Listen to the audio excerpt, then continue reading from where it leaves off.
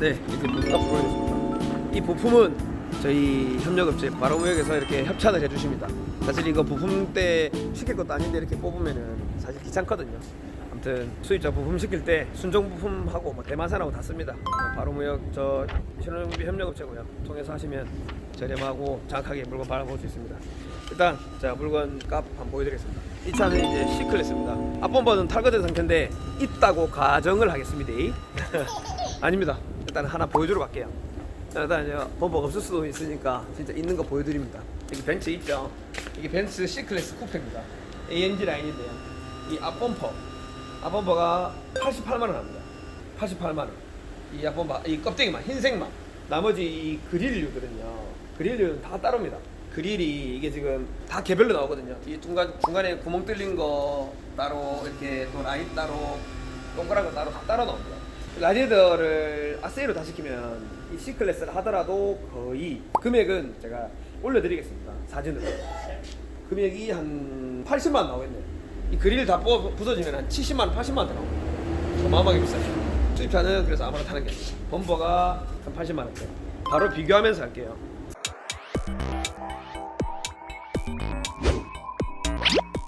이 클래스의 앞범퍼는요 130만 원대 합니다. 부품이 벌써 이거 앞범퍼에서부터 거의 2배 가까이 차이 나네요. 차값수 2배가 아닌데 많이 비쌉니다. 이게 사실 라디에이터 그릴이나 라이트는 옵션마다 달라서 정확하게 A 클래스, C 클래스 쿠페라고 비교하기보다는 제가 지금 앞에 서 있는 사양으로 비교를 하는 거니까 참고만 하시기 바랍니다. 일단은 E 클래스는 그릴을 다 모으면 거의 한 100만 원 돈 됩니다. C 클래스는 한 80만 원, 70만 원 돈 되고요. 벌써부터 차이가 나기 시작합니다. 여기 헤드램프는요 C클래스는 이 헤드램프는 껍데기만입니다. 램프만이고요. 안쪽에 뒤쪽에 모듈이 들어갑니다. 모듈도 따로 별도인데요. 모듈만 해도 뭐 많게는 3개까지 들어가는데 그 모듈이 보통 한 50만 원씩도 합니다. 그러면은 이 껍데기만 분이 한 170만 원 돈 합니다. 껍데기만 170만 원이고 안에 모듈까지 치면은 거의 또 한 300만 원 정도 하는 거죠. 여기 E클래스 헤드램프는 330만 원. 바로 2배죠. 그러니까 옵션 따라 달라서 완벽한 비교는 안 되지만 비싸다는 거. 이 본네트도 이 C클래스는 110만 원, E클래스는 130만 원 정도 합니다. 이것도 20만 원 차이가 나버리네요. 비쌉니다. 백미러는요 부품이 4가지로 나눠서 나옵니다. 여기 흰색 하나, 이 램프 하나, 검정색 프레임 바디 하나, 거울 또 하나. 요것도 마찬가지로 껍데기, 시그널 램프, 검정색, 유리 이렇게 4가지로 나뉘거든요. 백미러가 C클래스가 프레임이 검정색이 73만 원 정도, 그 다음에 흰색 커버가 11만 원, 그 다음에 시그널 램프 13만 원, 그 다음에 유리가 무려 55만 원이 납니다. 어마어마하게 비쌉니다. 백미러 하나만 부서져도 150만 원 들어갑니다요. 이 클래스는 얼마나 비싼지 봅시다. 이 클래스는 백미러 프레임이 검정색이 70만 원, 커버는 13만 원, 램프는 14만 원 정도, 유리는 뭐 한 58만 원. 비슷한데 조금 더 이 클래스가 비싸네요. 수입차 백미러만 부서뜨려도 최소 150만 원 이상 나온다는 거. 절대 술 먹다가 백미러 발로 차지 마시죠. 수입차는 절대. 그 다음에 펜다는 50만 원 정도 하고요. 이 클래스는 한 60만 원 정도 합니다. 그것도 10만 원 정도 차이 나고요. 그 다음에 이 도어, C 클래스 쿠페 도어는 170만 원, E 클래스 쿠페의 도어는 200만 원 정도 합니다. 계속 비싸죠. 차이가 계속 나죠. 그 다음에 디웬다는 되게 큽니다. 쿠페 라인이라서 그냥 일반적인 디웬다보다 훨씬 커요. 부품값도 비쌉니다. 그래서 디웬다는 최대한 판금을 해야 됩니다. 교환하면 사고 쳐야 되니까요. 그래서 이 디웬다는 C클래스는 한 250만 원, 여기 E클래스 쿠페도 근데 250만 원. 디웬다는 가격이 비슷하네. 좀 특이하네요. 그 다음에 뒷범퍼를 넘어오면 이 뒷범퍼는 C클래스 쿠페는 100만 원 정도 합니다. E클래스 쿠페는 또한 130만 원 계속 비쌉니다. 디웬다 등 E클래스는 53만 원 정도 하고요. 여기 C클래스의 등은 40만 원 정도 합니다. 계속 차이가 많이 나죠. 트렁크는 C클래스 쿠페의 트렁크는 한 150만 원 정도 하고요. E클래스 쿠페의 트렁크는 한 180만 원 정도 합니다. 전체적으로 봤을 때요, 이제 총계를 내드리면 총계도 올려드리겠습니다. C클래스 쿠페의 총 견적은요, 앞범퍼부터 뒷범퍼까지 램프 하나 넣고 대루등 하나 넣고 본네트 트렁크까지 포함하면서 보통 하는 금액으로 치면은 외관 부품만입니다. 그랬을 때 지금 1,500만 원 초반 나오고요. 이 차는 1,800만 원대 후반이 나옵니다. 그러면 거의 20% 이상 비쌉니다. 이 클래스 쿠페가.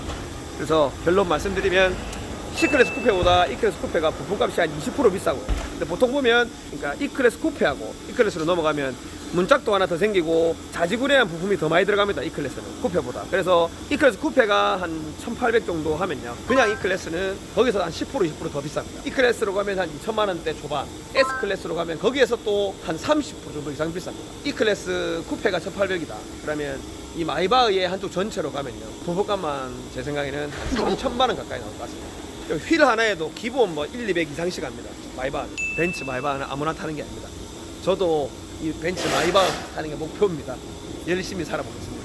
이 정도면 유익한 영상이 되셨는지, 그리고 제 카메라 무빙이 괜찮았는지 제가 이제 구독자도 6,000명이 넘었고요. 나름대로 유튜브 보고 연락 오시는 분들도 많아서 나름 책임감을 좀 가지고 영상도 그렇고 공부도 조금은 하고, 대부는 아니더라도 제가 무슨 내용을 찍을지 머릿속에 생각을 하고, 그리고 지금 막 찍는 것 같지만 보통 앞에 한 2번, 3번은 버려요. 2번, 3번 찍고 한 3, 4번 만에 나오는 영상입니다. 이게 생각보다 좀 많은 시간을 투여하고 이제 조금 더 좋은 퀄리티로 보답을 하는 신호정비 되겠습니다. 좋아요 한번 눌러주시고요. 계속 유익한 컨텐츠로 찾아뵙겠습니다. 감사합니다. 신호정비TV의 봉 대표였습니다. 좋아요 눌렀습니까? 구독 눌렀습니까? 고맙습니다. 봉 대표의 톡타임. 오늘은 쉬운 얘기 할 거예요. 제 유튜브를 보시는 분들 중에 보면 친구들이나 좀 아시는 분들도 좀 보는데, 부동산 얘기, 어려운 얘기하면 잘 못 알아듣겠다는 사람들이 많더라고요. 그래서 오늘은 쉬운 얘기 하나 해볼게요. 유튜브를 보거나 뭐 부동산 뉴스를 보려고 해도 기초는 알아야 되잖아요. 무슨 말인지. 그래서 이번에 또 나온 기초 뉴스 내용 중에 하나가 변창흠 국토부 장관님이 이번에 처음으로 정책을 냅니다. 문재인 정부 25번째 정책인데요. 거기에 대한 게 용적률에 대한 얘기가 많이 나와요. 그래서 용적률에 대한 얘기가 뭐냐면, 시내에 좋은 입지에 아파트를 내가 마련하는데 보통 법적으로는 이 용적률을 150% 돼 있지만 이 용적률을 300%로 올려서 법을 완화해서, 특수하게 완화해서 이 150% 늘어난 만큼은 내가 공공으로 공급을 하겠다는, 이걸 알라고 하면 일단은 용적률이 뭔지 알아야 되잖아요. 이 용적률하고 건폐율하고 보통 같이 봅니다. 그러니까 같이 해야 이해가 쉽습니다. 그래서 요걸 하나 보여드릴게요. 네, 요겁니다. 건폐율과 용적률입니다. 건폐율은 뭐냐? 건폐율이 만약에 50%, 80%가 있고요. 용적률이 300%, 1000%가 있습니다. 쉽게 설명하는 겁니다. 어렵게 설명 안 하고요. 좀 말은 다를 수 있는데 쉽게 설명할게요. 건폐율은 뭐냐? 100평짜리 땅이에요. 건폐율이 50%면 50%만큼만, 50평만 땅을 지을 수 있는 겁니다. 80%다 그러면 80평을 지을 수 있는 겁니다. 보통 시내에 가면 서면 남포동, 서울에는 강남, 대구 동성로 이런 데 가면 건물이 다닥다닥 많이 붙어 있어요. 100평짜리 땅에 그런 데는 보통 보면 80평까지 지을 수 있습니다. 건폐율이 뭐 80%라고 할게요. 그러면 80평까지 지을 수 있어요. 100평짜리 땅에 80평 지을 수 있으니까 아 좋네 할 수 있습니다. 근데 이거보다 더 중요한 게 이제 용적률입니다. 용적률은 뭐냐? 쉽게 얘기해서 300%면 3층까지 지을 수 있고요. 1000%면 10층까지 지을 수 있습니다. 그래서 건폐율보다는 용적률이 더 중요합니다. 건폐율 100%인데 용적률이 100%다. 그냥 뭐 1층밖에 못 지잖아요. 그럼 의미가 없어요.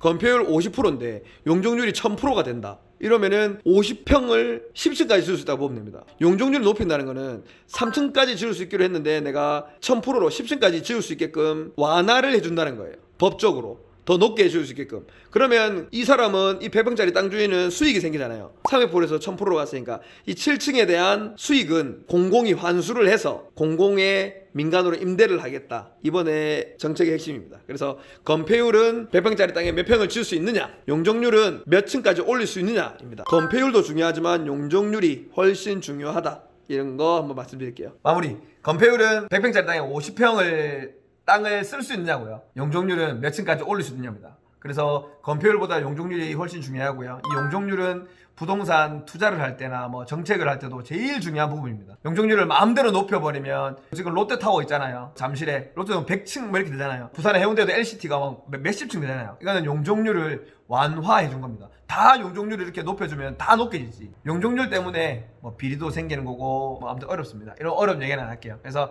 용적률을 몇 층까지 올릴 수 있는지, 건폐율은 몇 평으로 지을 수 있는지, 이게 핵심입니다. 감사합니다. 쉬웠나요? 그러면 구독과 좋아요 감사합니다.